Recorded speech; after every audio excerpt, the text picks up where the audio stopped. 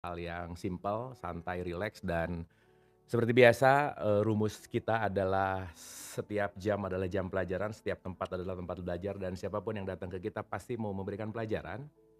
So, hidup ini adalah the school of life, hidup ini adalah tempat kita belajar, dan bumi ini disebut ruang akselerasi untuk kita mau belajar. Makanya di bumi ini kenapa kita dibedain semua frekuensi, dibedain semua sifat, dibedain semua warna, karena dalam perbedaan itulah kita bisa mengambil pelajaran. Saat kita mau sama terus, mau seragam terus, maka kita tidak bertumbuh.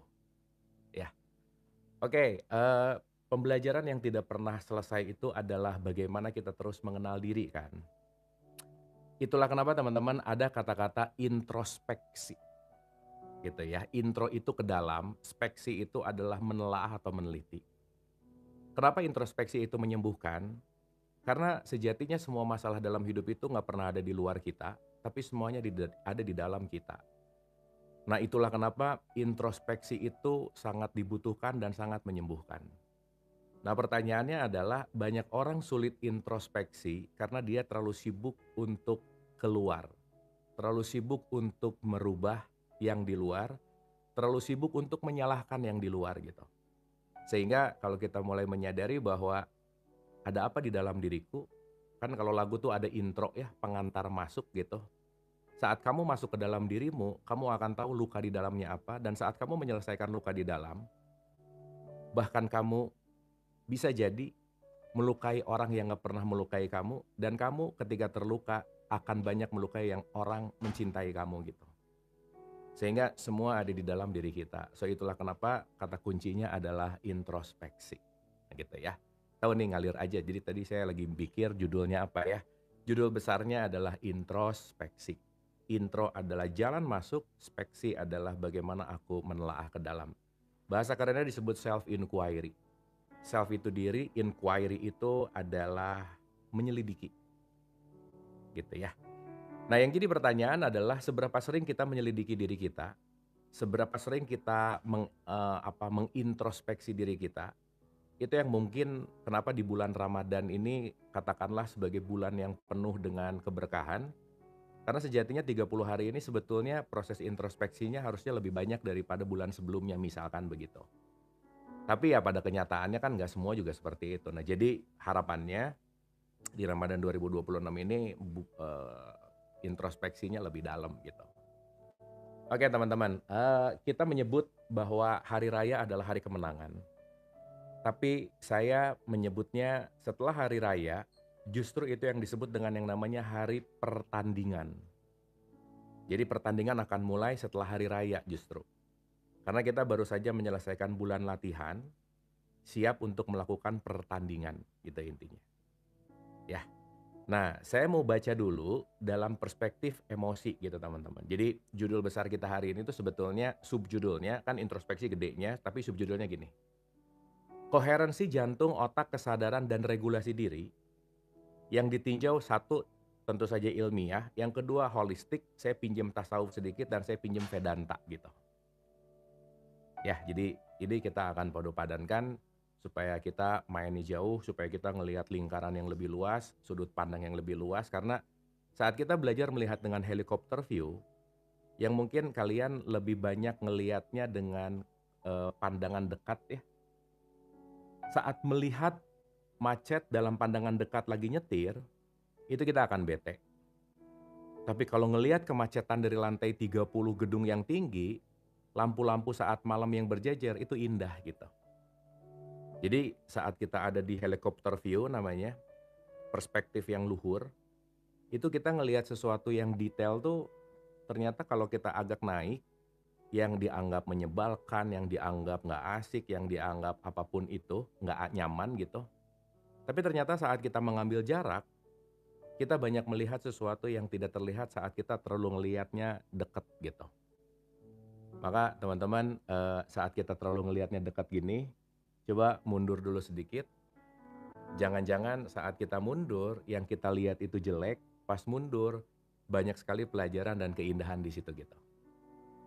Ya, ya. Tapi kalau dari jauh namanya jauh jenik, ya dari jauh kelihatan oke, dari dekat biasanya B aja sih. jangan ketipu juga ya. Dari jauh kelihatan wah, dari dekat you ya gitu ya. Jadi hati-hati juga sama mata gitu ya karena bisa menipu ya. Itu intinya ya. Ya jangan ketipu. Panca indera itu fragile. Aduh fragile teh apa ya? Aduh fragile apa ya bahasa yang enak ya? Rapuh, rapuh.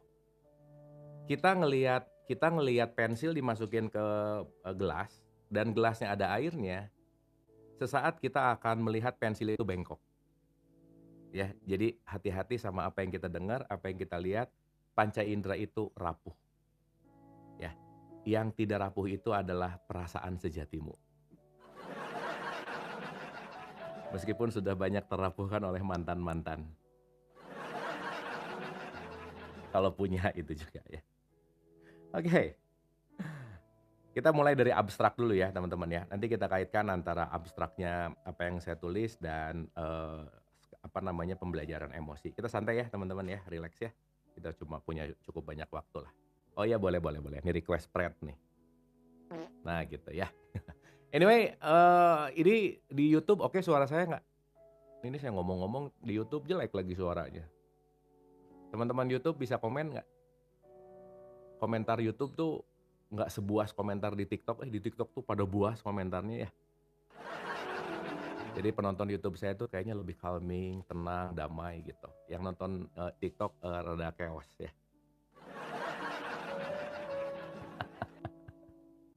Oke.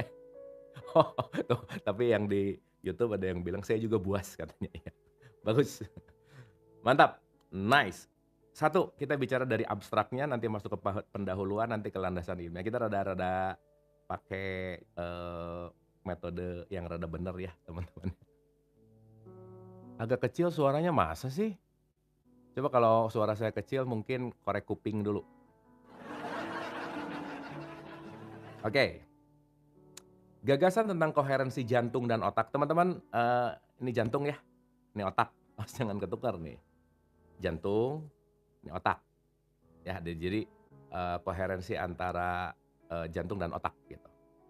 Makin populer dalam wacana kesehatan mental dan spiritualitas. Namun, tidak semua klaim populernya secara ilmiah, maka makalah ini menempatkan gagasan tersebut dalam kerangka yang lebih hati-hati, apa yang memang didukung riset dan apa yang masih hipotesis dan bagaimana praktiknya bisa diterapkan sebagai gaya hidup tanpa jatuh ke pseudoscience. Secara ilmiah, yang relatif kuat adalah bukti tentang hubungan dua arah antara jantung dan otak melalui sistem syaraf otonom dan jalur in interocepsi, manfaat nafas lambat terhadap heart rate variability. Jadi teman-teman, nanti ujungnya kita perlu melatih nafas ya, lucu. Nafas itu hal yang paling jarang dilatih jangan-jangan gitu, karena memang dari kecil kita udah napas ya. Bener nggak? Kalau nggak ya nggak nonton ini dong. Dan regulasi stres serta peran mindfulness, syukur, dan welas asih dalam regulasi emosi. Secara holistik, praktek ini dapat dipahami sebagai integrasi tubuh, napas, perhatian, emosi, dan makan. Nah, ini semuanya nyambung ya. Dari sudut pandang tasawuf, ini dekat dengan proses menenangkan nafs atau yang disebut tazkiyatun nafs, menghadirkan qalb dan membangun zikir yang hidup. Dari sudut pandang Vedanta, Vedanta itu ilmu Hindu klasik gitu ya teman-teman. Ini dapat dibaca sebagai latihan melepaskan identifikasi berlebihan dengan gejolak tubuh pikiran, lalu kembali kepada kesadaran sebagai saksi. Makalah ini menegaskan bahwa praktik kesadaran berbasis napas dan perhatian bukan pengganti terapi medis atau psikologis, tetapi dapat menjadi laku harian yang realistis, murah, dan bermakna. Makanya saya kenapa pengen baca ini karena ada kata-kata murah dan cocok banget buat kalian. Ya, itu aja sih ya sebenarnya. Oke, jadi teman-teman kita perlu luas ya. Perlu luas tuh gini. Kita perlu ngerti mana scientificnya, kita perlu ngerti mana keyakinan, kita perlu ngerti mana belief system dalam teologis gitu misalnya. Karena saya rasa kalau kita terlalu fanatik dengan satu hal, maka kita akan sulit untuk bertumbuh gitu. Apalagi kalau kita ngomongin teologis, religiusitas, kebanyakan sih ya, yakin terhadap keyakinan orang lain. Ngomong-ngomong bisa bedain dulu nggak mana keyakinan dan mana kenyataan? Bisa ya teman-teman ya? Oh nih jangan terjebak sama keyakinan-keyakinan tapi nggak nyata-nyata gitu. Jadi kadang orang ketipu sama keyakinannya, padahal di depan matanya tuh kenyataan gitu. Saking yakinnya garam itu manis, meskipun udah dirasa-rasa garam itu asin, dia tetap aja ngomong, "Manis banget, manis banget, udah positif aja, manis banget." Nah, makanya kalian jangan jadi orang yang positif terus, ya. Nanti yakin terus, kejeduk-jeduk terus, nggak tumbuh-tumbuh gitu. Jadi salah satu yang perlu dipertanyakan dalam Ramadan ini kayaknya, keyakinan lama masih relevan nggak ya, gitu. Ya, jadi perlu tuh teman-teman, keyakinan itu harus dicek and recheck loh, jangan-jangan ya gitu deh, ya. Oke, nah jadi gini teman-teman, pendahuluan ya, kita masuk dulu ke oke, saya masuk dulu satu ke sini, nanti ke pendahuluan, nanti kita bolak-balik tiktokan aja ya. Jadi tadi ternyata ada hubungan antara, emosi, sistem syaraf kita, otak, jantung, makan, gitu. Karena ya teman-teman, saya sih punya punya punya definisi sendiri ya. Saya mau nanya dulu lah, saya mau nanya dulu nih. Teman-teman kalau dengar kata ibadah, ting yang kepikiran di benak pikiran kalian apa? Ibadah, ting. Coba typing dulu. Ini anak kalau dua arah belajar tuh gitu ya, nanya, diskusi, dialog gitu, nggak searah. Sholat, bener nggak? Ritual, heeh. Sholat gitu. Jadi kalau mungkin yang dalam tradisi Islam, dengar ibadah tuh langsung sholat gitu. Mungkin dalam tradisi yang lain ke nama-nama ibadah lainnya gitu ya intinya. Ya sekarang saya tanya teman-teman. Kalau ibadah outputnya sholat dan sholat itu hanya dimaknai sebagai ritual gerakan, pernah nggak sih merenungkan seberapa besar dampak sholat terhadap diriku gitu? Karena saya pernah neliti ya, dari 1.300 orang yang sholat, ternyata rata-rata lebih dari 95% waktu sholatnya tuh jiwanya ketekan gitu. Jadi menarik loh, dia ngerjain ibadah dan keseharian hidup tuh kayak kepisah gitu. Jadi nggak bagian dari hidupnya. Sehingga saat jiwanya tertekan dalam melakukan ibadah, ya berarti nggak nyambung dengan hidup dong gitu. Sehingga seakan-akan mana urusan ibadah yang agama, yang akhirat, sama mana urusan hidup tuh kayak pisah gitu teman-teman. Makanya lucu loh, saat orang meeting ada azan, dia ngomong, ibadah dulu yuk gitu. Lah emang lu meeting tadi nggak ibadah ya? Gitu teman-teman. Ya ini perspektif yang tolong diterima dengan, hal yang lebih luas ya teman-teman. Sekarang pertanyaan saya gini, kalau kita adalah makhluk energi, inti dari semua kehidupan dalam sehari-hari itu cuma satu teman-teman, bagaimana melakukan maintenance energi. Dan buat saya makin saya memahami semua konteks apapun ya, dalam perspektif ini ya, tolong ini digarisbawahi dan teman-teman punya, sekali lagi teman-teman, dengar omongan saya pertama jangan percaya, yang kedua jangan langsung telan tapi dikunyah pelan-pelan gitu ya. Jadi kalau bisa akalnya dipakai, supaya otaknya nggak original terus. Ya, tolong tolong rada dipakai sedikit gitu ya. Oke, ini ada yang komplain audio, kenapa audionya ya? Kayaknya enak-enak aja deh. Coba cek dulu teman-teman, oke? Enak ya, aman, oke. Sekarang gini teman-teman, apapun yang kita lakukan, kata kuncinya pasti memerlukan energi gitu, betul nggak? Dan ini akan jadi penjelasan panjang, tapi saya mau bikin short aja. Jadi kalau saya boleh memberikan satu definisi, untuk menyumbang satu definisi, buat saya, ibadah adalah manajemen energi, titik. Karena saat energimu dipakai ke tempat-tempat yang tidak baik, maka tidak baik akan muncul. Saat kita tidak memanage energi itu, maka kita akan mengeluarkan banyak energi ke tempat yang tidak menguntungkan. Jadi buat saya, ibadah tertinggi adalah nafas. Semua orang bisa, semua orang melakukan, tapi tidak semua orang sadar. Karena dampak dari energi yang dialirkan, itu langsung berdampak langsung kepada nafas. Makanya, nafas adalah kunci dari segala sesuatu. Ya, itu ingat-ingat dulu teman-teman. Nah, praktiknya mau nanti sholat, mau nanti puasa, itu tools lah gitu. Tapi saat kita tidak melakukan manajemen energi, toh orang sholat juga tetap korupsi kok. Toh orang sholat juga tetap melakukan gibah kok gitu misalnya. Kenapa? Karena tidak menjadikan sholat, puasa, dan seterusnya menjadi struktur untuk kita melakukan manajemen energi gitu. Ya teman-teman ya. Nih, pahami dulu ini pelan-pelan nih. Ini rada panjang deh ceritanya. Untuk sampai ke pembicaraan ini perlu 14 tahun, perlu ketemu hampir 500 narasumber, perlu buku udah banyak banget lah gitu, dan menarik gitu. Sehingga kita nanti mengerti bahwa ketika orang melakukan apapun dengan konteks memahami ini, maka dia akan paham bahwa semua ibadah adalah memperbaiki energi dirinya untuk bisa melepaskan ke tempat yang bermanfaat gitu. Gitu ya teman-teman ya. Dah, termasuk emosi gitu ya.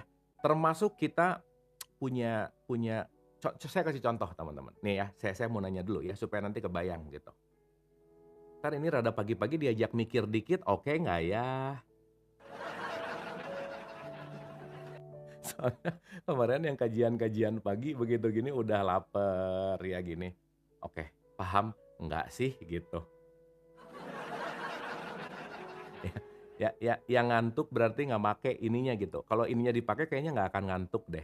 Minimal kalau yang ngantuk mungkin rada nggak paham, tapi nggak apa-apa ya, nggak apa-apa.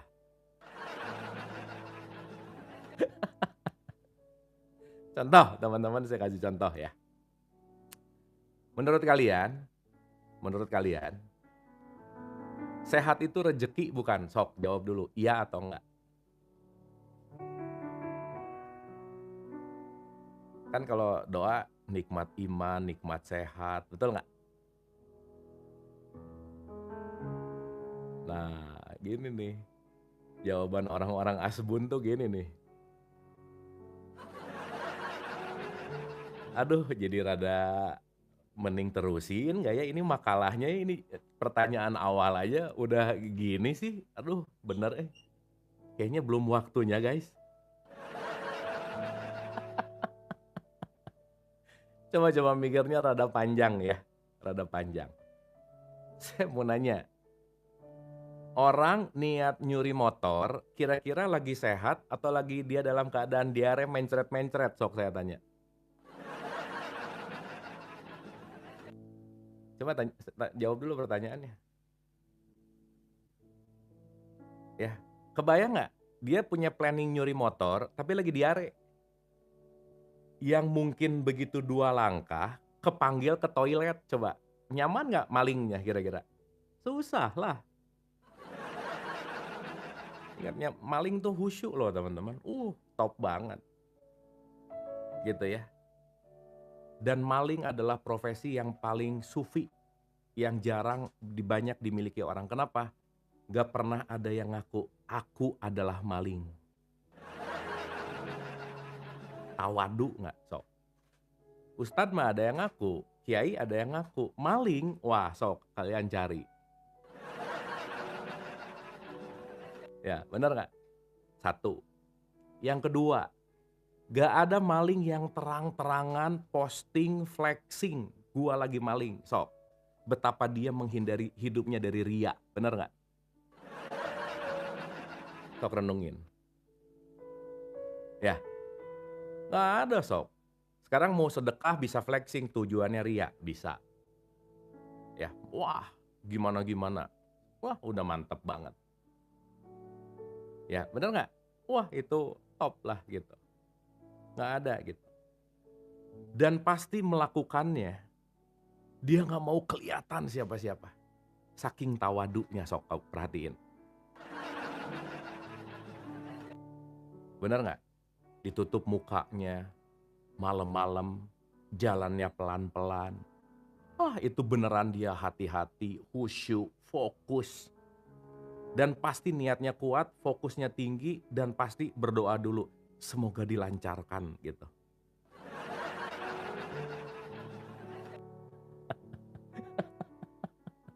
Bener gak nih?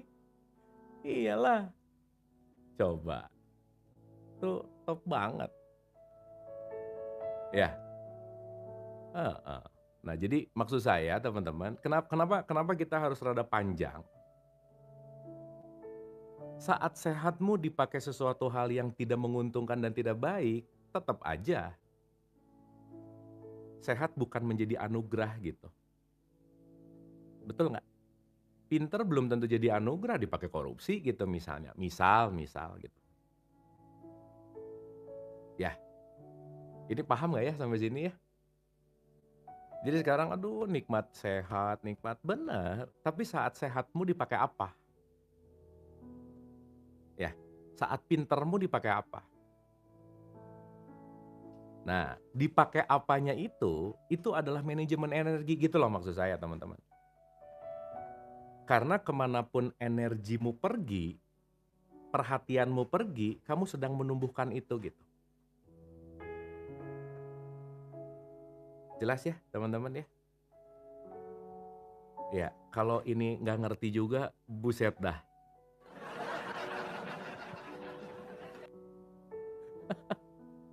Ya paham ya? Udah ya, sok dicerna dulu sampai situ. Dicerna dulu. Ya. Nah, ini yang langsung mengambil keputusan, oh kalau gitu saya harus jadi maling dong. Wah, kalau keputusan Anda gitu, mending Anda perpanjang puasa sebulan ke depan sendirian nggak apa-apa ya. Ya, emang kita tuh jarang diajak mikir kali ya.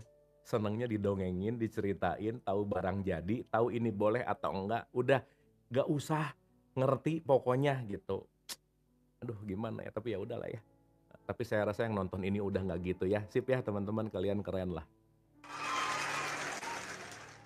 Oke, nah sekarang, kok hilang ya? Ntar guys. Ini nih. Oke, mencapai kondisi bebas amarah, ingat amarah adalah energi. Menjadi prioritas tertinggimu. Jangan menganggapnya hobi yang bisa kamu lakukan hanya bila sedang ingin dan tidak repot. Jadi gini teman-teman, saat marah kita melatih tidak marah, itu berarti bukan habits, itu hobi. Apalagi kalian nih kelihatannya dari, komen-komennya kalian termasuk orang yang hobi marah akut. Jadi kalau ditanya, "Kenapa sih lu marah-marah mulu?" "Hobi," gitu ya. Bagus tuh jawabannya gitu ya. Nah teman-teman, tadi sesuai abstrak tadi, teman-teman sadar nggak ya, kita tuh punya jaringan syaraf. Jaringan syaraf ini tuh ter-record. Jadi jaringan syaraf yang ter-record itu akan menjadi kita yang disebut alter ego, yang disebut habits, dan nanti itu akan terjadi tanpa kontrol dan kendali kita gitu. Jadi tubuh ini fisik itu tuh kayak stallion, kayak kalau kata Joe Dispenza kayak kuda gitu, dilatih, binatang gitu. Jadi kalau si ini terlatih untuk marah, dia akan marah duluan. Jadi si ini terlatih untuk sabar, dia akan sabar duluan gitu. Kan kita udah pernah bahas ya entah di episode mana gitu, leher ke bawah kita tuh ya hayawan sih sebenarnya. Makanya kita disebut hayawan natikun, hewan yang berakal. Jadi kalau akal nggak dipakai, ya hewannya aktif gitu. Gitu ya. Jadi kalau kalian buas, ya wajar sih. Dapat ya? Oke. Jaringan syaraf bersifat kompetitif, jadi kamu harus mengaktifkan tanggapan baru dengan frekuensi dan intensitas lebih tinggi, serta durasi lebih lama daripada jaringan syaraf yang dipicu amarah. Jadi jaringan syaraf amarah ini on terus nyala siaga 24/7/365 teman-teman. Nah kalau kita lebih rendah dari sistem otomatis diri ini, dia akan menang terus gitu. So, hari kemenangan adalah saat kamu menang dari jaringan syaraf amarahmu. Itu teman-teman. Nih nggak akan nemu di khutbah aja udah pasti. Saat kamu mulai menang dari kebiasaan lamamu, saat kamu mulai menang dari reaktif lamamu, itulah yang disebut dengan hari kemenangan. Kalau kamu biasa ngelihat ini langsung gitu ya, mau nerekam, tapi saat ada hal yang sama kamu sedikit berkurang ingin menerekamnya, disitulah kalian merayakan hari raya. Salah ini. Paham nggak teman-teman? Nah, yuk sekarang kita introspeksi. Intro artinya apa? Coba saya mau nanya dulu ah. Intro artinya apa teman-teman? Coba, nyimak nggak nih? Intro artinya apa? Wah, gawat. Jeda lah apa? Nada lagi. Aduh, gawat nih. Kok jadi nada sih? Emang nada-nada cinta? Wah, kacau nih. Aduh, jadi pengen udahan nih gimana ya? Bukan guys, intro itu jalan masuk. Speksi itu inspeksi, menelaah, meneliti gitu. Ya, paham ya? Coba teman-teman, yuk bentar aja ya, setengah menit kita introspeksi. 30 hari yang lalu dan hari ini, apa yang berbeda dari dirimu? Coba, apa? Sok, ada nggak? Coba diintrospeksi. Oh mungkin, aku makan nggak terlalu banyak, bagus. Aku bangun pagi terus, bagus. Aku nggak terlalu banyak pengen belanja, tapi dulu juga nggak belanja. Karena dulu kere, sekarang kere, itu nggak oke sih. Ya paham ya teman-teman ya? Nah, saat udah mulai, oh aku dulu gini, sekarang gini. Aku dulu gitu, sekarang gitu. Itulah yang disebut Lailatul Qadar gitu. Kadarnya udah ngerti bahwa ada perubahan, ada pengertian bahwa oh yes, ternyata durasi sabar saya sekarang meningkat misalnya. Paham ya teman-teman? Sok saya mau nanya nggak usah jauh-jauh aja ya. Dengan tadi ngobrol, nanya, saya tanya, ngobrol lagi, saya tanya, ngobrol lagi. Dalam beberapa menit ini teman-teman ada yang ngerasa lebih cerdas nggak? Ngerasa gini, oh iya ya. Ngerasa bahwa sadar aku punya otak loh, bisa dipakai gitu.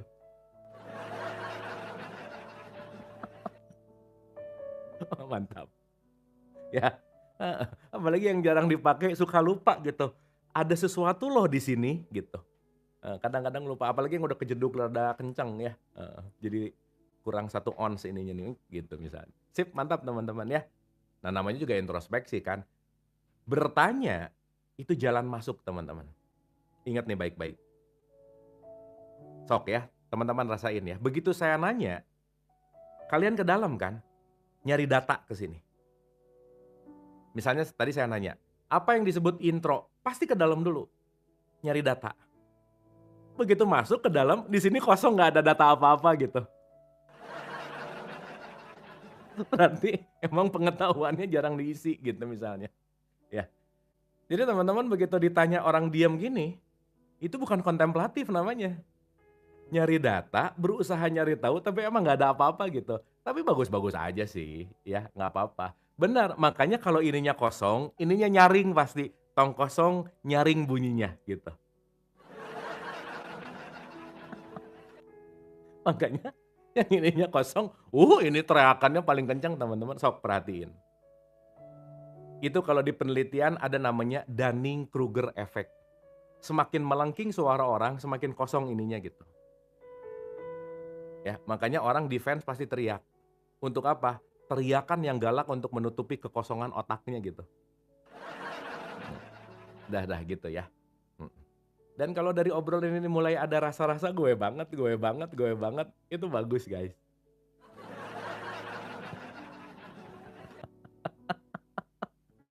Tapi awas nih ya, jangan gini nih, begitu nanti abis ini ada yang, "Oh kamu ya, sebenarnya seperti tong kosong, otak kamu pasti kosong. Nah, jangan juga ya teman-teman, awas.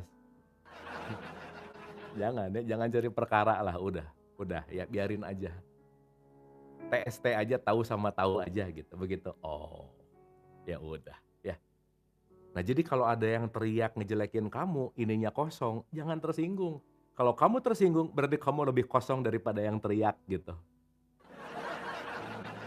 Udah sih guys, sebenarnya cuma pengen ngomong kalimat yang tadi aja sih, itu aja. Ya kesimpulan kita hari ini. Cukup ya teman-teman ya, udah jangan lama-lama lah ya. Ini pendahuluan aja belum, tapi dari komen-komennya udah kayak gitu sih.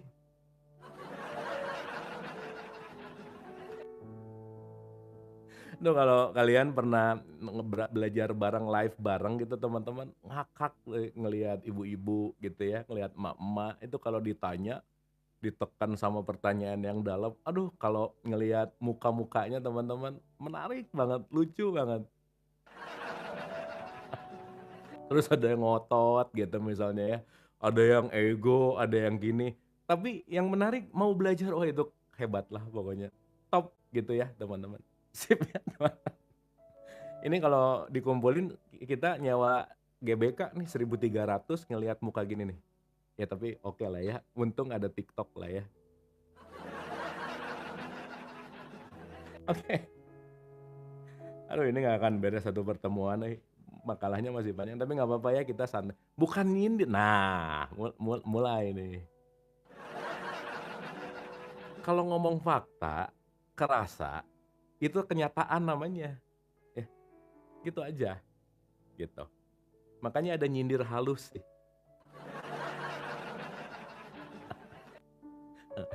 Nampar tapi nggak kerasa ditampar itu menarik teman-teman. Dan belajar belajar skill ini nggak sebentar teman-teman, serius, lama banget gitu. Teman-teman sedikit ya, saya jadi ingat. Zaman saya dulu waktu jauh lebih muda, sekarang kan muda, dulu jauh lebih muda. Itu tuh frekuensi saya waktu itu karena masih menggebu-gebu, di dalam tuh berasa pengen ngebenerin orang gitu teman-teman. Saya jujur aja saya mengakui ya. Jadi kadang-kadang ngomong tuh ngegas karena pengen ngebenerin gitu. Nah ternyata di frekuensi itu banyak orang yang jadi benci dalam tanda petik nggak nyaman, karena ternyata frekuensi sayanya ada di level itu gitu teman-teman. Tapi makin saya belajar, oh iya ya, ternyata apa yang disampaikan keluar tergantung dari inisiasi sikap hati. Teman-teman sorry ya kita jujur-jujuran. Tadi mungkin terasa menampar, tadi mungkin terasa dalam tanda petik, kesindir, menyindir, tapi sikap hati saya nggak buruk gitu. Meskipun kata-katanya tajam, tapi kalian saya rasa nggak akan sakit hati, gitu nggak? Kerasa nggak Sok? Sakit hati nggak? Meskipun tadi apa yang saya omongin benar, kesinggung, ketampar, tapi kan nggak sakit hati. Benar nggak Sok? Saya mau nanya dulu. Nah gitu. Tapi kalau kalian nonton 10 tahun saya ngomong yang sama, 8 tahun saya ngomong yang sama, mungkin nggak enak di sininya gitu. Karena sayanya juga berasa pengen ngebenerin kalian gitu. Ada intervensi ego di sini. Nah sekarang saya jadi lebih belajar, ah pertama saya nggak harus dipercaya, yang kedua saya aja nggak penting-penting amat, ya saya bicara seapa adanya, bukan untuk menekan atau bukan untuk menjelekan, ya ini adalah fakta. Ternyata teman-teman, semua kata kunci adalah dari sikap hati karena semua konten ucapanmu tergantung konteks kamu mau menggunakan kejulidan atau kasih sayang. Dan pagi hari ini saya bicara dengan level kasih sayang. Ya paham ya teman-teman ya. Nah, jadi ketusuk tapi nggak sakit gitu. Tapi pengen bangun gitu. Wah ini saya banyak belajar hal ini dari Buya Syakur sih. Mantap gitu. Jadi saya nyadar gitu ya. Ini orang kenapa omongannya nyebelin tapi kenapa nggak bikin sakit hati gitu. Tapi ada orang yang bahkan nggak ngomong bikin sakit hati. Emang mukanya udah gitu sih.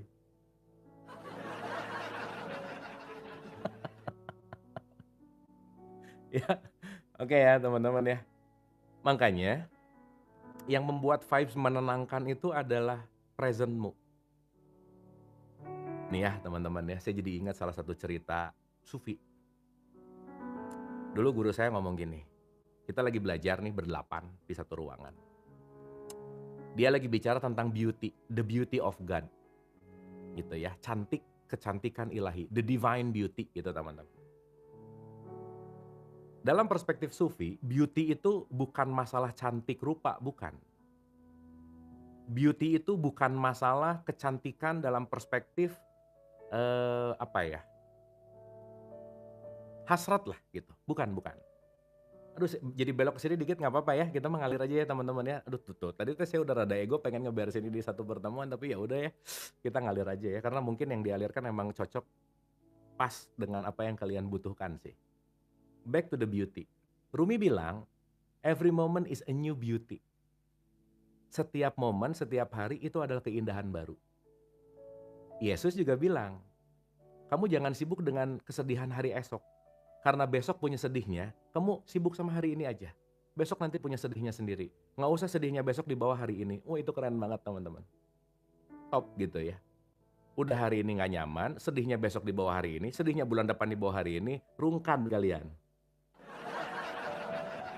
Buddha bilang, roots of suffering adalah attachment. Gitu. Nah, yuk banyak lah. Tapi saya mau bicara tentang beauty teman-teman. Beauty means everything will fade away.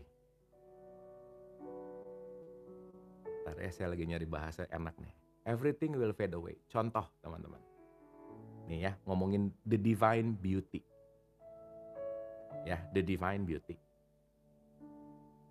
Kalau saya lagi ada kelas, ya, yang di depan umur-umur 60, 70, 50 gitu. Dah, ini di kelas saya di depan emak-emak gitu ya. Dah.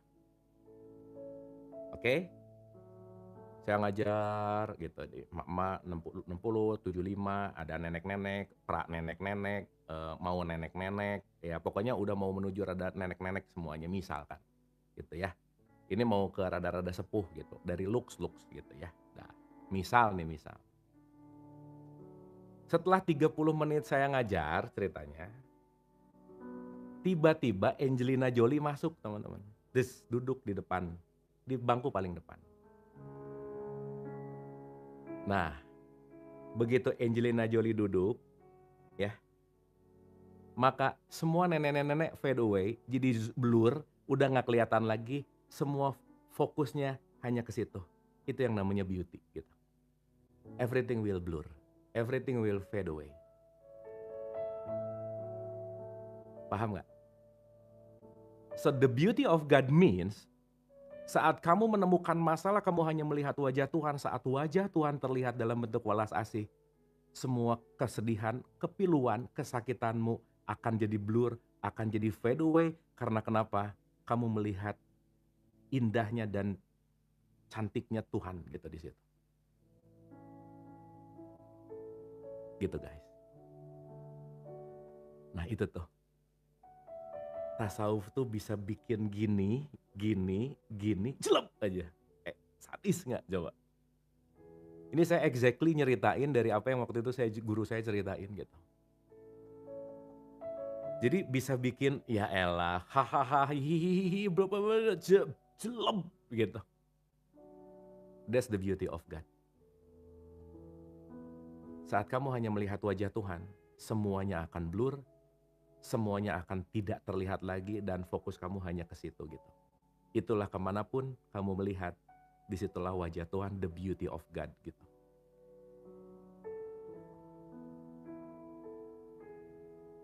Kan ada vibrate-nya, bener nggak teman-teman? Itu loh yang saya maksud. Present itu yang saya maksud gitu. Nah, guru saya nanya waktu kita nih belajar berdelapan. Misal nih ya, misal. Dia nanya gini. Nanyanya ke saya lagi. Abu, tiba saat kita belajar gini, kalau misal seandainya tiba-tiba Nabi Muhammad masuk ke ruangan kita. Kamu mau gimana kan? Sosok agung,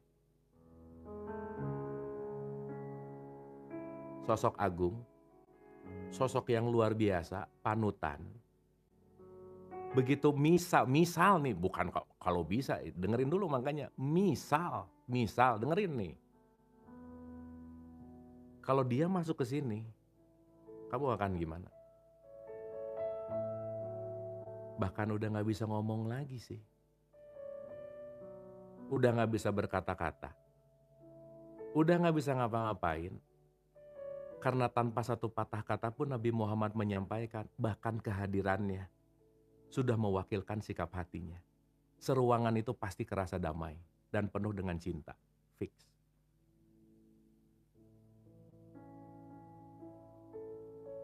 Mungkin kalau orang sekarang ngomong bahasanya aura gitu. Vibrate-nya gitu. Nah, itulah kenapa teman-teman, orang dengan frekuensi tinggi itu bisa banyak memengaruhi banyak frekuensi rendah gitu. Jadi kalau quote and quote ya, sosok guru agung itu hadir hanya dalam bentuk fisiknya, misal. Bahkan siapapun murid yang memandang wajahnya, masalahnya detik itu hilang teman-teman. Kepiluannya detik itu hilang, sedihnya detik itu hilang karena kenapa? Betapa agungnya vibrasi sikap hatinya gitu. Pernah gak sih teman-teman? Let's say saat kita mau ketemu guru, sebelum ketemu tuh pertanyaan banyak banget, udah duduk di depan gurunya, bahkan gak ada pertanyaan satupun yang pengen keluar dari mulutnya.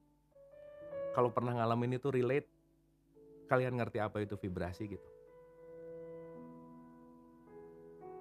Sama ketika anak nih sakit, dan dia pengen datang ke dokter favoritnya, di pertengahan jalan mau nyampe dokternya, panasnya udah turun gitu.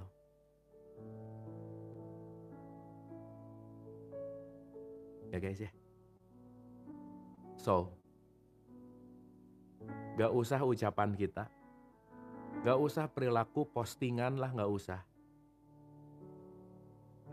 Tapi kalau kita mulai belajar, diemnya kita aja bikin orang lain damai, itu yang disebut hari kemenangan guys. Diemnya aja menenangkan gitu.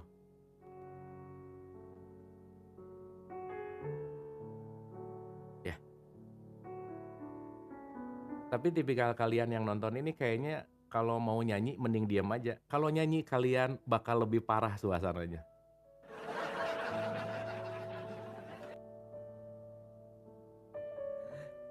Dapat ya teman-teman ya. Tuh. Ini nggak tahu nih, saya nggak merencanakan ngomong ini sih, tapi belok aja gitu. Tapi get it ya guys. Nah itu yang saya bilang, meskipun nggak nyampe ke sini, tapi at least ada yang gitu.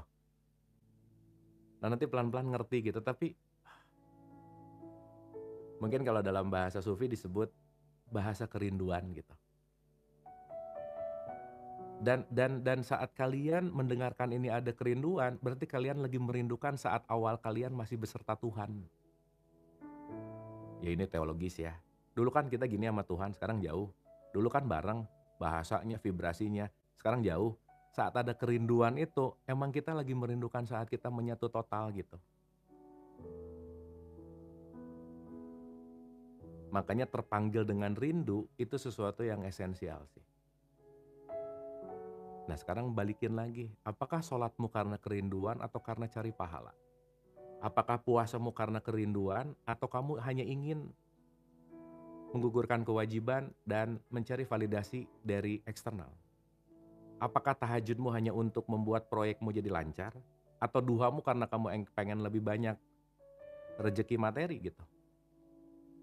Tapi dari keseluruhan, panggilan yang paling ikhlas dan paling murni adalah panggilan kerinduan sih. Duh guys, rindu tuh gak enak loh. Tadi kan divine beauty. Nanti kita akan bicara ya kapan-kapan ya. Kerinduan ilahi gitu. Nanti kita sambungin ke situ. sekarang belum waktunya lah. Tapi kira-kira balik lagi, eee, kembali gitu ya, kan kita lagi ngomongin ibadah nih. Ujung dari ujungnya adalah energi gitu. Oke ya, teman-teman ya, paham ya? Saya kasih analogi lagi tentang apa namanya, the divine of beauty tadi gitu. Saat kalian ada di mall, anggap aja lagi rame semuanya, penuh orang. Nah teman-teman, kenapa kitab suci perlu banyak menggunakan cerita? Karena cerita yang di dalamnya penuh pemaknaan akan lebih mudah diterima dengan analogi gitu. Kalau nggak diceritain, nggak dianalogiin, nggak nyampe bahasanya. Paham ya? Nanti kita ngerti itu. Contoh contoh lagi nih. Kalian misalnya lagi ada di mall, banyak orang gitu, banyak gitu ya. Dan kebetulan kalian lagi nyari pacar. Ya, lagi nyari pacar, pokoknya lagi nyari kekasih lah. Anggap aja gitu. Mana ya? Mana ya? Set, ditilik, tilik, tilik, tilik, tilik. Begitu dari kerumunan itu, muncul sosok kekasih kita nih. Begitu ngelihat dia, semua kerumunan itu jadi nggak penting guys. Nggak akan kelihatan lagi sama kamu. Everything will blur, everything will fade away. Kenapa? Karena dari ribuan orang, wajah yang familiar itu akan memburamkan semua yang tidak familiar.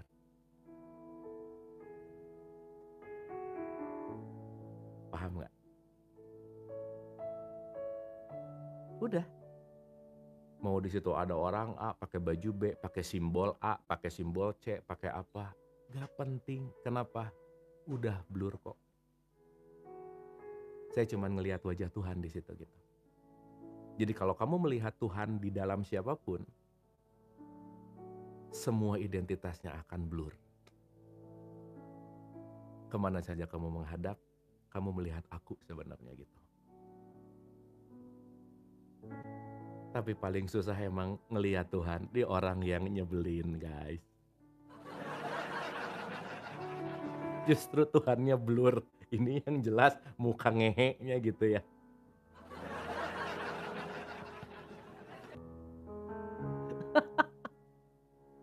Iya bener gak? Wah guys, ini kalau di perspektif tasawuf udah mau rada ujung-ujung nyampe gitu bahasan ini tuh sebenarnya gitu. Gitu loh. Ya semoga apapun itu teman-teman bisa nangkep esensinya gitu ya. Apapun itu gitu. Nangkep sesuai dengan wadahnya masing-masing gitu. Saya pernah cerita Yusuf sama Zulaikha nggak ya? The Essential Love, Yusuf Zulaikha dalam perspektif Rumi itu pernah cerita belum ya? Oh itu udah sadis sih. Apa kita lanjut cerita itu ya?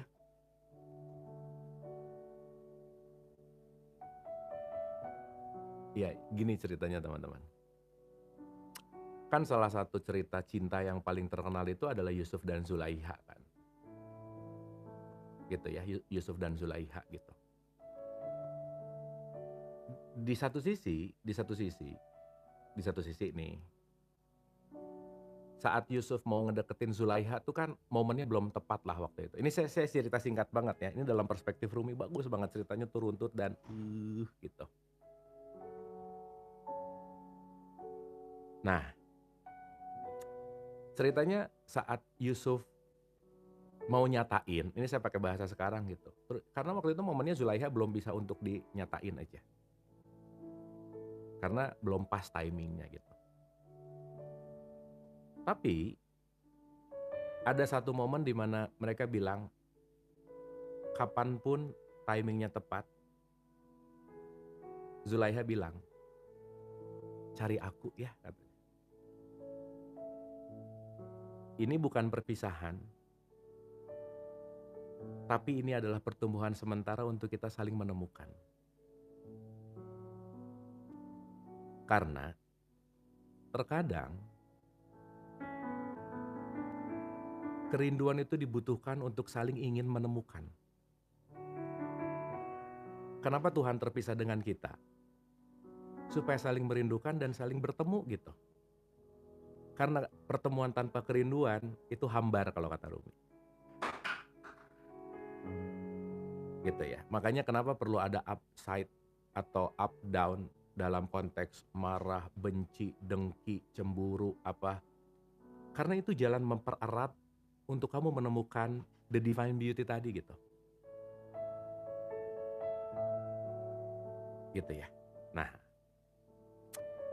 jadi dia bilang, oke ya, ini bukan the story end of our story, tapi kita memupuk rindu sekarang. Karena saat pertemuan itu dengan rindu, maka pertemuan itu adalah pertemuan ilahiyah, the divine meeting namanya. Dah, gitu. Kita tahu teman-teman, ada satu muridnya Ibnu Arabi kalau nggak salah ya, pokoknya sufi aja. Saat ditanya ketika si anak ini bilang bahwa, "Syekh, saya mau belajar sufi tasawuf." Si Syekh ini pertanyaannya bukan ngomongin knowledge, pertanyaannya adalah, kamu pernah jatuh cinta nggak? Belum pernah, nggak usah lah. Kamu belajar jatuh cinta dulu, karena jatuh cinta adalah gerbang menuju pertemuan dengan divine beauty tadi gitu. Nah, singkat cerita ke cerita tadi Yusuf, akhirnya kan separate tuh, lama. Tuh ya, Yusuf berkarir terus dan seterusnya, Zulaihanya semakin jauh juga lah ya, intinya separating. Kebayang belum ada WhatsApp, belum ada video call, belum ada email, belum ada tuh. Separate aja. Tapi dua-duanya bikin satu statement bahwa ini bukan perpisahan gitu. Tapi ini memupuk kerinduan namanya. Oke? Singkat cerita begitu Yusufnya udah jadi top tuh ya, kan dia diceritain jadi top leader lah gitu kira-kira. Udah jadi orang lah quote and quote gitu. Dia nyari area raya wilayah itu. Untuk dia it's time untuk aku mencari dan menemukan Zulaihaku yang lebay ya. Berpuluh-puluh tahun ini saling memupuk rindu gitu ceritanya teman-teman. Dicari, wah nggak ketemu, udah tuh, dalam masa pencarian. Tiba-tiba di satu hari, Yusuf lagi jalan sama gengnya gitu ya, pakai dikawal apa dan lain-lain. Ketemu satu gadis lusuh pakai penutup di pinggir yang lagi kelaparan. Gitu ya. Kebayang ya teman-teman, udah 20 tahun beda kali ya. 20 tahun yang lalu mungkin kulitnya kenceng, masih glowing. Ya mungkin di 20 tahun yang akan datang sih udah mulai putih-putih keluar, udah mulai kerutan keluar gitu ya.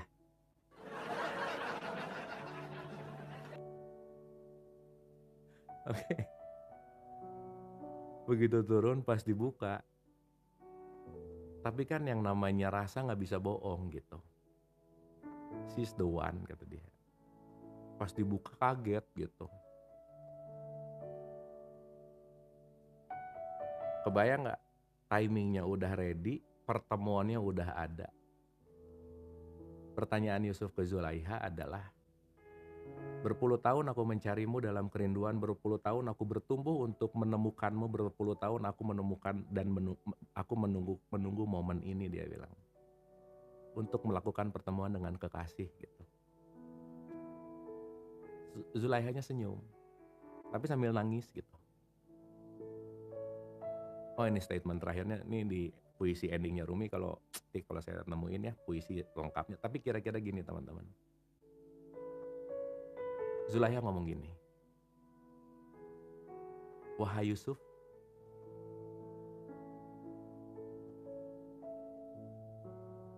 saat ini aku sudah menemukan cinta sejatiku. Dan cinta sejatiku bukan engkau sebagai yang dimiliki oleh Sang Maha, Tapi saat ini aku sudah mencintai siapa pemilikmu. Jadi biarkan kerinduan ini tetap ada untuk menjaga kita saling mencintai siapa pemilik kita. Nah akhirnya nggak jadian sih gitu. Tapi poin inti dari pembelajaran ini adalah saat siapapun yang dihadirkan sebagai sosok adalah wakil, jalan, jembatan untuk kita menemukan the true love itu sendiri gitu. Saat kita melihat siapapun ada perasaan kasih dan sayang, bukankah itu Allah yang sedang hadir? Bukan karena dianya, tapi Allahnya hadir di sini gitu. Dan dia nyala. Di tahapan itu masih pinjem raga sebagai validasi memuaskan panca indera. Tapi bukan dia yang membuatmu kasih, bukan dia yang membuatmu cinta, bukan dia yang membuatmu sayang. Tapi Sang Maha Kasih Sayang yang hidup di dalam dirimu gitu.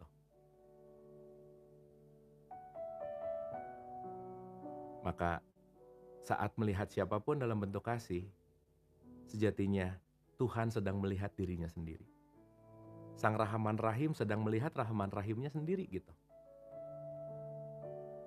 Cuman di level tertentu tercover oleh apa? Ego, amarah, keinginan, desire, dan seterusnya. Nah semuanya adalah pertumbuhan gitu. Maka dalam cerita Zulaikha dan Yusuf ini, di mana pada akhirnya Zulaikha menemukan cinta sejatinya. Itu yang disebut the divine love. Mungkin kalau bahasanya di Yunani itu kan ada eros teman-teman. Cinta menggebu karena fisikal, hasrat. Itu eros tuh. Tapi naik satu level disebut agape. Cintanya udah bukan karena hasrat seks misalnya. Udah bukan karena menginginkan. Dan itulah kenapa sebisa mungkin belajar untuk tidak ingin memiliki. Karena cinta yang memiliki, sama seperti apapun kita memiliki barang, kalau udah dimiliki, lama-lama jadi bosan. Lama-lama keinginan untuk memilikinya justru turun. Kenapa? Udah punya kan. Saat saya pengen beli handphone baru, hari pertama saya pegang, hari kedua saya pegang, tidur saya bawa. Udah sebulan, saya lempar-lempar. Kenapa? Udah saya miliki kok gitu. So that's why the divine love berbicara tentang cinta bukan untuk saling memiliki, tapi justru cinta untuk saling melepaskan dan menumbuhkan gitu. Makanya kemarin saya bikin tulisan, cinta adalah pendidikan emosi. Cinta adalah pendidikan dalam konteks bagaimana kita melepaskan gitu. Sama seperti Zulaikha saat ketemu lagi Yusuf, sekarang saya udah ngerti cinta Suf gitu. Maaf ya, bukan gimana-gimana nih gitu. Tapi this is the true love gitu. Gitu guys ceritanya guys. Ya. Ini kenapa sih jadi serius-serius gini sih? Ya dapat ya teman-teman ya. Nah, balik lagi ke beauty, balik lagi ke mana. Ini semuanya ujung-ujungnya adalah energi gitu. Gimana kita memberikan atensi. Dimana kita mengalirkan energi, dimana kita memberikan power kepada sesuatu gitu. Ya teman-teman ya.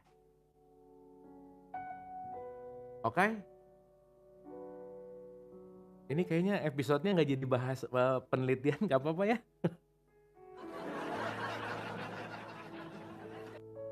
Pokoknya kalau Angelina masuk, semua nenek-nenek fade away dah gitu. Udah lupa mukanya, udah nggak kelihatan lagi. Manggil-manggil juga udah nggak didengar gitu lah kira-kira ya.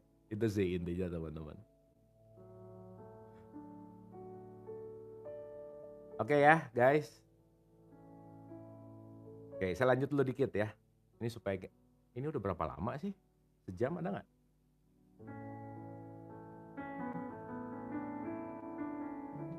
Ini lanjut nggak? Lanjut ya? Oke. Di era modern, manusia bukan hanya lelah secara fisik, tapi juga lelah secara atensional. Nih, garis bawahi teman-teman. Ya, jadi bukan masalah fisik, tetapi bagaimana atensi. Banyak orang tidak benar-benar hidup dari pusat dirinya, melainkan dari reaktivitas, tegang, terburu-buru, cemas, defensif, dan mudah terseret oleh arus pikiran sendiri. Jadi banyak dorongan keinginan kita yang bukan datang dari dalam, tapi ke-trigger dari luar gitu. Ya, dapat ya? Dalam konteks itu, praktik yang menghubungkan napas, perhatian tubuh, dan kualitas emosi menjadi sangat relevan. Gagasan koherensi jantung dan otak menarik karena menawarkan bahasa yang mudah dipahami. Ketika tubuh lebih tenang, hati lebih lapang, dan pikiran lebih jernih, manusia tidak lagi sekedar bereaksi tetapi mulai hadir.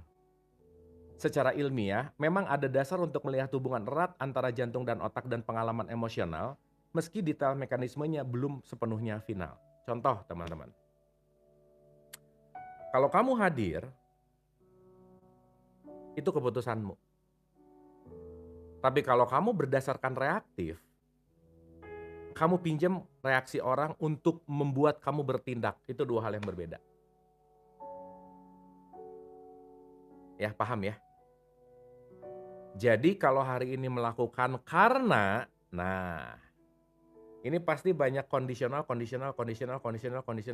Contoh, kucing nih, dikasih mainan bulu-buluan, loncat, loncat, Pertanyaannya, si kucing tuh nggak pengen banget loncat kanan kiri, tapi karena ada pancingan mainan, dia loncat. Itu namanya reaktif. Jadi kalau kalian ngelihat orang nyebelin terus marah, nah, kalian mirip kucing.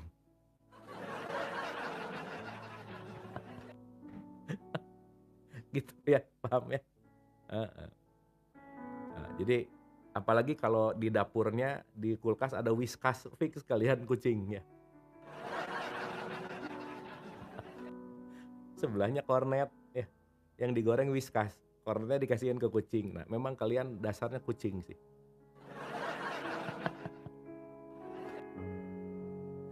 Dapat ya, teman-teman ya. Nah, itu yang dimaksud membedakan antara reaksi dan respon gitu. Kalau reaktif, kalian tertrigger oleh something. Itulah reaksi gitu. Tapi kalau respon, dalam kondisi gini aku memutuskan apa gitu. Jelas ya?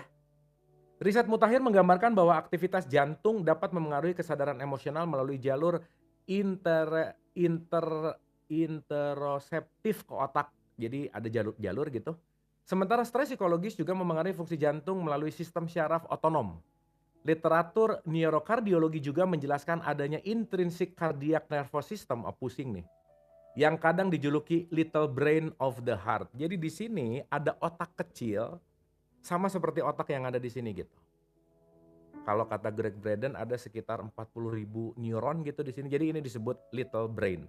Jadi teman-teman kalau dalam beberapa perspektif otak tuh cuma di sini. Setiap sel kita tuh otak gitu sebetulnya. Ya. Makanya di sini sama di sini tuh nyambung gitu. Oke? Karena itu tujuan makalah ini adalah ada 3. Pertama, menjelaskan apa yang benar-benar didukung sains tentang napas, HRV tadi, interosepsi, mindfulness dan emosi. Tadi HRV apa ya? Oh iya, heart rate variability. HRV tuh kita tahu si heart rate tuh gimana. Nanti kita bahas lebih dalam ya. Nih. Namun istilah ini harus dipahami secara tepat. Ia menunjuk pada jaringan syaraf pengatur fungsi jantung, bukan berarti jantung berpikir seperti korteks cerebral. Dengan kata lain, ada dasar ilmiah untuk bicara soal keterhubungan jantung otak, tetapi tidak tepat dibesar-besarkan menjadi metafisika biologis yang berlebihan. Jangan lebay juga gitu ya. Karena itu tujuan pembelajaran kita adalah mengerti bagaimana konektivitas antara otak dan jantung gitu. Nah, saya supaya nggak terlalu panjang ya, nanti saya baca satu-satu di episode-episode yang lain, tuh panjang teman-teman si penelitiannya, eh. Nah, gini gampangannya teman-teman.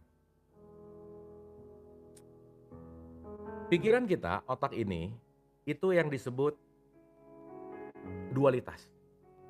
Jadi ini tuh selalu benar, salah, baik, buruk, benar, salah, baik, buruk, dan looping. Nah, dalam perspektif ini wisdom tuh adanya di sini. Jadi wisdom terjadi saat kita melepaskan dari dualitas benar salah yang ada di sini. Itu satu. Makanya kalau pinjam dalam beberapa perspektif indigenous itu adalah masyarakat-masyarakat asli gitu ya. Selalu mereka ketika ditanya, "Where is your home?" Di mana rumahmu? Di sini. Sakitnya di mana? Di sini. Salah satu gerakan sholat juga nyentuh di sini. Kalau hati nunjuknya kemana? Ke sini. So di sini tuh ada kayak button, di mana konteks kalau dalam ilmu kecakraan itu disebut anahata. Saat itu tersentuh membuat ini semakin tidak reaktif, tapi jalur kebijaksanaannya akan hadir gitu teman-teman. Gampangannya gitulah. Nah, singkat cerita, berarti kan pilihannya cuma ada dua. Saya mau menggunakan ini atau ini, gampangannya gitu dulu. Itulah yang disebut nurani dan ego gitu. Ya teman-teman ya. Nah makanya untuk switching di antara pikiran kita yang looping, karena ini tuh nanti bisikannya mirip, looping di situ-situ terus, dia akan hanya berbicara baik buruk sesuai dengan data yang kita ketahui, yang kalian pasti limitasinya, kita semua terlimitasi lah gitu intinya.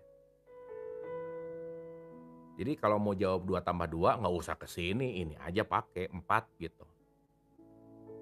Tapi saat mengambil keputusan, ketika ininya masih terlalu kuat, quote and quote ya, kita perlu bantuan higher self kita, sisi kebijaksanaan kita yang ada di sini gitu. Artinya, menurunkan reaktif, meningkatkan responsif, atau dalam bahasa tradisi Islam, belajar untuk bersaksi gitu. Ya, teman-teman ngerti dulu ya. Ini basic dulu aja ya, nanti kita pelan-pelan lah pokoknya. Tapi nanti teman-teman ngerti dan bisa dipraktekin. Nah, yang menarik adalah saat kita dalam heart rate yang kencang, berarti napas itu pendek dan cepat. Napas pendek dan cepat ngebuat semua hormon-hormon yang keluar itu adalah salah satunya stres hormon. Kita akan lebih ada di fight or flight. Kalau nggak ngelawan, kabur. Ngelawan, kabur. Begitu mau ngelawan, lebih gede, mending kabur. Nah itu mikir. Beda antara menjadi pahlawan dan konyol gitu ya. Udah jelas badan kecil, musuh segede Samson gitu, gede banget gitu. Coba rada diukur gitu. Kalau nggak berani dan nggak kuat, mendingan kabur guys. Ya sama nih ya, kita juga jangan terlalu saklek sama meditasi. Di hutan ketemu singa. Saya mau menyelamatkan diri dengan duduk santai meditasi, namaste. Ya dimakan lah. Ya paham ya. Jadi ngerti kapan pakai ini gitu. Fight or flight-nya kapan dipakai atau fight or flight-nya kapan lagi diturunin gitu. Gitu ya. Nah, jadi sederhananya gini teman-teman. Saat kalian ingin mengambil keputusan-keputusan yang krusial, nomor 1, diem. Ininya suruh tidak terlalu mendominasi. Karena ini akan membawa kepada looping familiar. Dan ini disebut apa ya? Greg Braden bilang tuh, ntar dulu saya ingat-ingat dulu kata-katanya.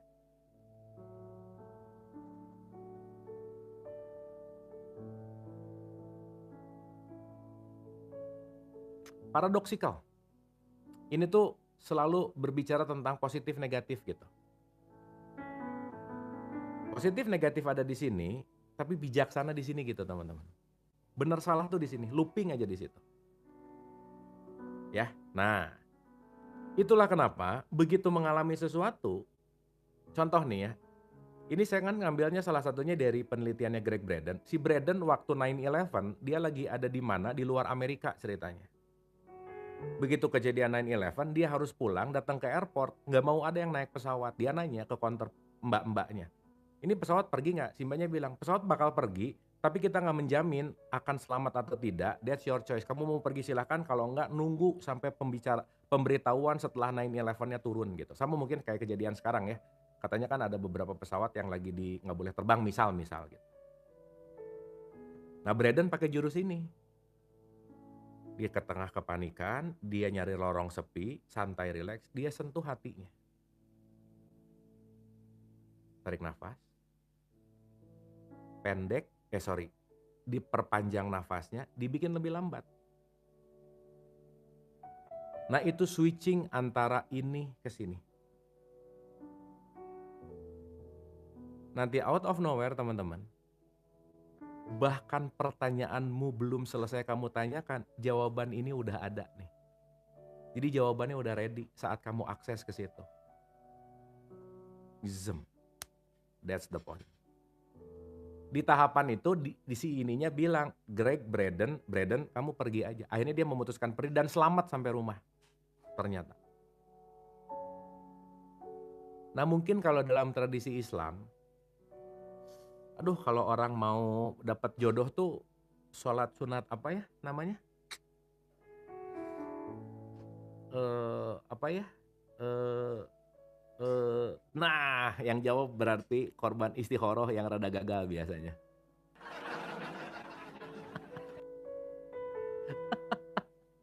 Heeh. Dan istikharah rata-rata dipakai buat milih pasangan doang. Nggak dipakai dalam keseharian gitu. Nah, gitu. Jadi saat kalian touch your heart, touch ya di sini dan literally perlu disentuh. Kenapa? Sentuhan membuat fokus kepada segala sesuatu. Kalau kita nyentuh di sini, fokus kita akan di sini. Kalau kita nyentuh di hati, kita akan fokus nyentuh di sini. Nah, yang pengen saya ceritain di episode kali ini, teman-teman ini masih banyak ya, tapi udahlah ya, kita langsung ke actionnya aja supaya teman-teman abis ini siapa tahu ada yang mau dalam tanda petik mencoba. Karena jurus ini almost works buat saya ya secara subjektif. Itu adalah bagaimana hening, santai. Nah, itu adalah proses opening the door, membuka. Makanya kenapa di dalam Al-Fatihah, di dalam sholat ada Al-Fatihah. Al-Fatihah itu artinya pembuka. Pertanyaannya, kalau Al-Fatihah nggak ngerti, ngebuka apa kalau selain ngebuka hati kan sebenarnya. Makanya Al-Fatihah itu adalah doa buka hati sebenarnya. Dalam tradisi Islam ya. Nah, artinya saat ininya relaxing, kita masuk ke state yang namanya higher self gitu. Dan keputusan yang datang dari sini, itu keputusan yang ringan guys. Dan datangnya sudden gitu. Sudden itu gimana ya? Appear kayak intuisi. Vup. Dan itu nggak melalui jalur ini, quote and quote ya teman-teman, ini untuk memudahkan aja. Nanti kapan-kapan kita bahas Al-Fatihah dalam ya. Oh itu seru. Oke? Nah, ini saya langsung ke bagian 9 ya, ada 9 bab soalnya ke kesimpulan. Itu yang sekarang disebut orang-orang namanya nafas sadar gitu teman-teman. Karena saat kita menyadari nafas, satu hal bahwa kita membuat nafas lebih panjang dan lebih lambat dan panjang, itu akan switching dari sini ke sini gitu. Praktik nafas sadar, perhatian yang terarah, syukur dan welas asih memiliki dasar ilmiah yang cukup baik untuk dipakai sebagai intervensi gaya hidup harian, terutama dalam konteks stres, regulasi emosi, dan kejernihan batin. Namun, pembacaan yang sehat menuntut disiplin, jangan melebih-lebihkan bukti, jangan mencampur adukan organ biologis dengan simbol spiritual secara harfiah, dan jangan menjadikan praktik ini pengganti pertolongan profesional untuk gangguan klinis. Ya, ingat juga, tetap harus sadar gitu ya. Jangan udah jelas-jelas harus ke psikolog, ke gunung gitu, jangan juga ya. Hmm. Posisi yang matang adalah integratif, sains memberi validasi mekanisme yang terukur, sementara tasawuf Vedanta memberikan orientasi eksistensi tentang untuk apa ketenangan itu dipelihara. Pada akhirnya, tujuan utamanya bukan sekedar lebih rileks, tetapi menjadi manusia yang lebih sadar, lembut, dan bertanggung jawab dalam merespon hidup. Jadi saat kamu membuka hatimu, kamu sedang merespon dan bersaksi. Saat kamu hatinya ketutup, kamu sedang reaktif dan melakukan habits yang berulang-ulang. Dan saat melakukan habits yang berulang-ulang, kamu tidak tumbuh, tapi kamu mengulangi. Tapi saat kamu membuka hatimu, saat kamu meresponsif, kamu lagi tumbuh gitu. Nah, kemenangan adalah aku tumbuh bukan untuk hanya menyalakan habits-habits lama gitu. Oke guys, gitu ya. Semoga ini ada sesuatu lah pokoknya ya, apapun itu teman-teman. Dan emang gak direncanain, gak bikin skrip atau gimana-gimana gitu.